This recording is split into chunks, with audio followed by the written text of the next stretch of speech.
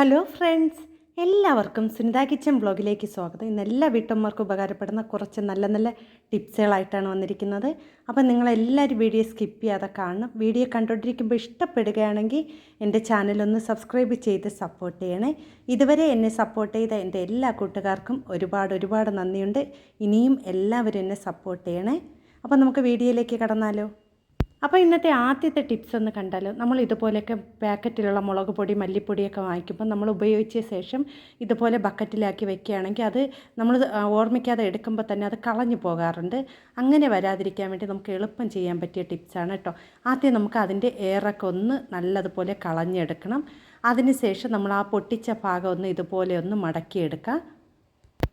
അപ്പോൾ നമ്മൾ ഈ വീഡിയോയിൽ കാണുന്ന പോലെ രണ്ട് സൈഡ് ഇതുപോലെ ഒന്ന് മടക്കിയ ശേഷം ഇതുപോലെ നല്ലതുപോലെ പ്രസ് ചെയ്ത് നല്ലതുപോലെ ഇറുക്കി മടക്കിയെടുക്കുക.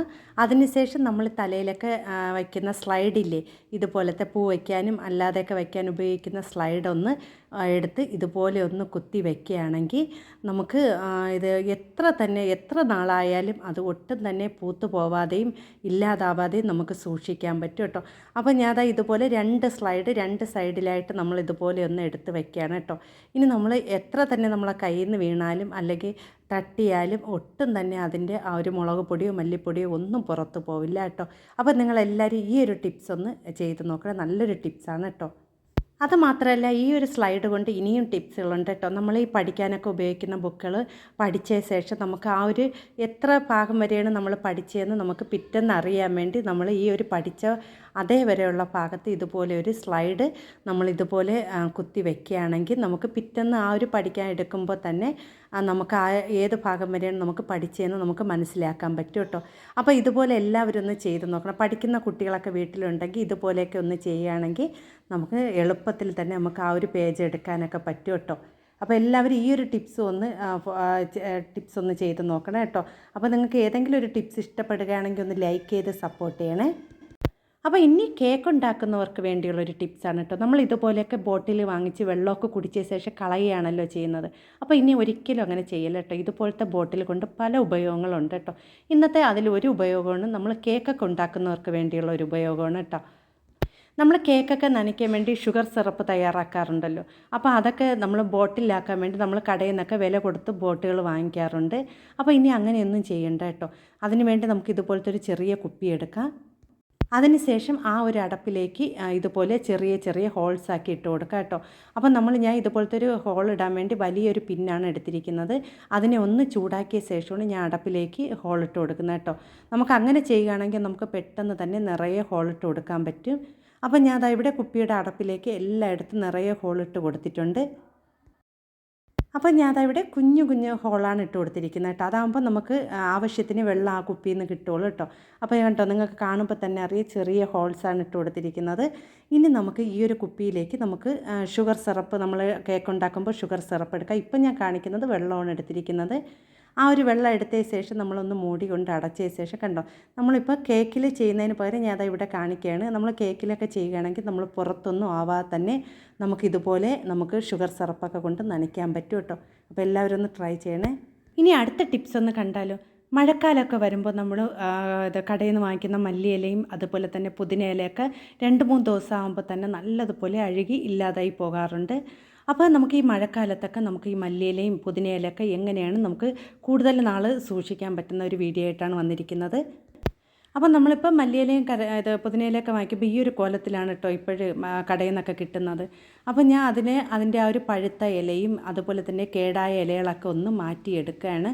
അതെല്ലാം നല്ലതുപോലെ ഒന്ന് മാറ്റിയെടുത്ത് വൃത്തിയാക്കിയ ശേഷം വേണം നമ്മൾ ഇത് മല്ലിയില എടുക്കുക കേട്ടോ. ഇതിൽ നിറയെ അഴുക്കും പൊടിയൊക്കെ കാണും. പക്ഷേ നമ്മൾ കഴുകാൻ പാടില്ല കേട്ടോ. കഴുകിയ ഒരു ദിവസം കൊണ്ട് തന്നെ അതെല്ലാം ഇല്ലാതായി പോകാറുണ്ട്. അപ്പം നമ്മൾ ഇതുപോലെ എല്ലാം ഒന്ന് വൃത്തിയാക്കി എടുക്കാം.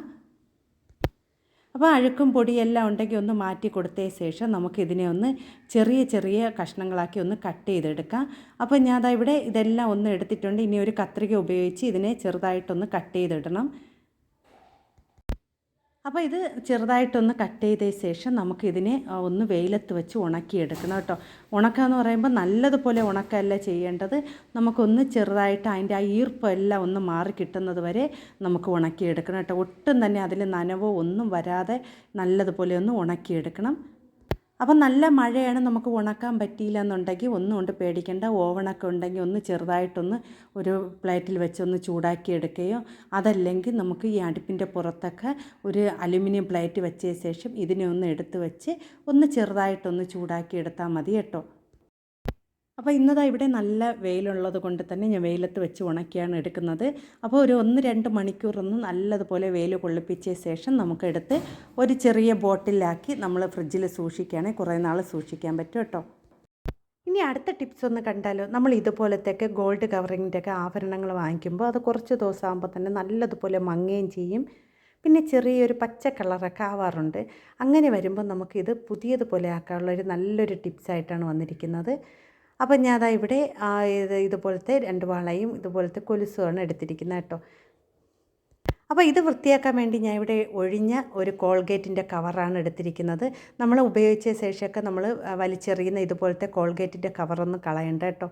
അതിനുശേഷം നമുക്കിതുപോലെ ചെറിയ ചെറിയ കഷ്ണങ്ങളാക്കി ഒന്ന് കട്ട് ചെയ്തെടുക്കാം. അപ്പോൾ ഇവിടെ 4-5 കഷ്ണങ്ങളാക്കി ഞാൻ അവിടെ കട്ട് ചെയ്തെടുക്കുന്നുണ്ട്. ഇനി നമുക്ക് അടുപ്പിലേക്ക് ഞാൻ ഇവിടെ കുറച്ച് വെള്ളം വച്ചിട്ടുണ്ട്. അതിലേക്ക് നമുക്കിതിനെ ഇട്ട് കൊടുക്കാം കേട്ടോ. അതിനുശേഷം നല്ലതുപോലെ ഒന്ന് വെള്ളം ചൂടാക്കി എടുക്കണം. അപ്പോൾ ആ ചൂടാക്കുമ്പോൾ തന്നെ അതിലുള്ള കോൾഗേറ്റ് എല്ലാം ആ വെള്ളത്തിലേക്ക് ഒന്ന് ഇറങ്ങി കിട്ടും കേട്ടോ. അപ്പോൾ വെള്ളം ഇവിടെ നല്ലതുപോലെ ചൂടായപ്പോൾ തന്നെ അതിൻ്റെ ആ ഒരു കളറൊക്കെ ഒന്ന് മാറി വരുന്നുണ്ട്. ഇനി നമുക്ക് എടുത്തു വച്ചിരിക്കുന്ന വളം ഇതൊക്കെ നമുക്കിതിലേക്ക് ഇട്ട് കൊടുക്കാം. അതിനുശേഷം നല്ലതുപോലെ ഒന്ന് ചൂടാക്കി എടുക്കണം കേട്ടോ. അപ്പോൾ നല്ലതുപോലെ ചൂടായി വരുമ്പോൾ തന്നെ അതിൻ്റെ അഴുക്കെല്ലാം നമുക്ക് അതൊക്കെ അതിൽ തന്നെ ഇളകി കിട്ടും കേട്ടോ. അപ്പോൾ ഞാൻ ഇവിടെ ഇത് വച്ച ശേഷം നല്ലതുപോലെ ചൂടായി കിട്ടിയിട്ടുണ്ട്. അപ്പോൾ എല്ലാ കളർ ആ ഒരു കോൾഗേറ്റ് എല്ലാം അതിലേക്ക് ആയിട്ടുണ്ട്. ഇനി നല്ലതുപോലെ തണുത്ത ശേഷം നമുക്കിത് കഴുകിയെടുക്കാം കേട്ടോ. അപ്പോൾ ഇത് കഴുകാൻ ഉപയോഗിക്കുന്ന ഷാമ്പു ഉപയോഗിച്ചാണ് കഴുകുന്നത്. ഞാൻ ഇവിടെ ഒരു പഴയ ബ്രഷിലേക്ക് കുറച്ച് ഷാമ്പു എടുത്തിട്ടുണ്ട്. ഇനി നമുക്ക് ഈ ഒരു ആഭരണങ്ങൾ നമുക്ക് ഇതുപോലെ ഒന്ന് തേച്ച് കഴുകിയെടുക്കാം കേട്ടോ. അപ്പോൾ നിങ്ങൾക്ക് തേക്കുമ്പോൾ തന്നെ അറിയാം നല്ലതുപോലെ അതിൻ്റെ അഴുക്കെല്ലാം പോയി നല്ലതുപോലെ വെളുത്ത് കിട്ടിയിട്ടുണ്ട് കണ്ടോ. അപ്പോൾ ഇതുപോലെ നിങ്ങൾ ഇടയ്ക്കൊക്കെ ഇതുപോലെ ഒന്ന് ചെയ്യുകയാണെങ്കിൽ പെട്ടെന്ന് തന്നെ ഈ ഗോൾഡ് കവറിൻ്റെ ആഭരണങ്ങളൊന്നും ഇല്ലാതാവില്ല കേട്ടോ. അപ്പോൾ ഞാൻ ഇവിടെ എല്ലാം നല്ലതുപോലെ ഒന്ന് തേച്ച് വൃത്തിയാക്കി എടുക്കുകയാണ്. ഇനി നമുക്ക് അതിനുശേഷം നല്ല തണുത്ത വെള്ളത്തിലൊന്ന് കഴുകിയെടുക്കണം. അപ്പോൾ ഞാൻ ഇവിടെ ഇതെല്ലാം കഴുകിയ ശേഷം നല്ലതുപോലെ കഴുകി വൃത്തിയാക്കി എടുത്തിട്ടുണ്ട് കണ്ടോ. നിങ്ങൾക്ക് കാണുമ്പോൾ തന്നെ അറിയാം ഒട്ടും തന്നെ അഴുക്കോ ഒന്നുമില്ല, എല്ലാം നല്ലതുപോലെ വെളുത്ത് വൃത്തിയായിട്ടുണ്ട്. അപ്പോൾ ഇതുപോലെ തന്നെ നമുക്ക് ആ ഒരു വളയും എല്ലാം നല്ലതുപോലെ കഴുകിയെടുക്കാം കേട്ടോ. ഇങ്ങനെ ചെയ്യുകയാണെങ്കിൽ നമുക്ക് കുറേ നാൾ ഇതുപോലത്തെ ഗോൾഡ് കവറിൻ്റെ ആഭരണങ്ങളൊക്കെ നമുക്ക് സൂക്ഷിക്കാൻ പറ്റും കേട്ടോ.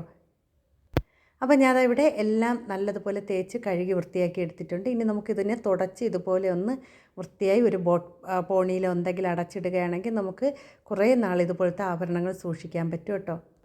അപ്പോൾ ഇത് കഴുകിയ വെള്ളം നമ്മളിനി കളയണ്ട കേട്ടോ. ഈ ഒരു വെള്ളം കൊണ്ട് വേറെ വിദ്യകളുണ്ട് കേട്ടോ. ഇതിലേക്ക് ഞാൻ ഇവിടെ ബാക്കിയിരിക്കുന്ന ഷാമ്പും കൂടി ഇതിലേക്ക് ചേർത്ത് കൊടുത്ത് നല്ലതുപോലെ ഒന്ന് മിക്സ് ചെയ്തെടുക്കുകയാണ്.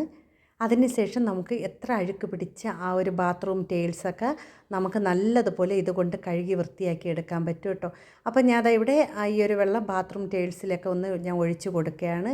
അപ്പോൾ ഒഴിച്ചു കൊടുത്തതിന് ശേഷം ഒരു ബ്രഷ് ഉപയോഗിച്ചോ എന്തെങ്കിലും നല്ലതുപോലെ ഒന്ന് തേച്ച് വൃത്തിയാക്കി എടുക്കാം കേട്ടോ. അതിനുശേഷം നമുക്ക് വെള്ളം ഒഴിച്ച് നല്ലതുപോലെ കഴുകി വൃത്തിയാക്കി എടുക്കുകയാണെങ്കിൽ എത്ര അഴുക്ക് അപ്പോൾ ഇനി ഇതിനെ നല്ലതുപോലെ വെള്ളം ഒഴിച്ച് നല്ലതുപോലെ ഒന്ന് കഴുകിയെടുക്കാം കേട്ടോ. അപ്പോൾ നിങ്ങൾക്ക് ഈ വീഡിയോ കാണുമ്പോൾ തന്നെ അറിയാം നല്ലതുപോലെ വെളുത്ത് കിട്ടിയിട്ടുണ്ട്. ഇനി ഇതുപോലെ തന്നെ ആ ഒരു ബേസിലും അതുപോലെ തന്നെ പൈപ്പിലൊക്കെ ഒന്ന് തേച്ച ശേഷം നമ്മൾ കഴുകി കൊടുക്കുകയാണെങ്കിൽ നല്ലതുപോലെ പുതുപുത്തനായിട്ട് തന്നെ നമുക്ക് സൂക്ഷിക്കാൻ പറ്റും കേട്ടോ. അപ്പോൾ നമ്മൾ കോൾഗേറ്റിൻ്റെയും അതുപോലെ തന്നെ ആ ഒരു ഷാമ്പൂൻ്റെയൊക്കെ ഇതുകൊണ്ട് നമ്മൾ ഇതുപോലെ ഒന്ന് തേച്ച് കഴുകുകയാണെങ്കിൽ ആ ഒരു ടൈൽസിലും അതുപോലെ തന്നെ ബേസിലൊക്കെ നല്ലതുപോലെ തേച്ച് പിടിപ്പിച്ചിട്ട് കഴുകിയെടുക്കുകയാണെങ്കിൽ നല്ലതുപോലെ വൃത്തിയായിരിക്കും.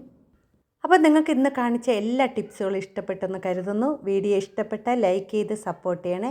നിങ്ങളുടെ വിലയേറിയ അഭിപ്രായങ്ങളും നിർദ്ദേശങ്ങളും എൻ്റെ കമൻറ്റ് ബോക്സിൽ കമൻറ്റായി അറിയിക്കാനും മറന്നുപോലെ. പുതിയ കൂട്ടുകാർ ആരെങ്കിലും എൻ്റെ വീഡിയോ കാണുന്നുണ്ടെങ്കിൽ ഒന്ന് സബ്സ്ക്രൈബും കൂടി ചെയ്ത് സപ്പോർട്ട് ചെയ്യണേ.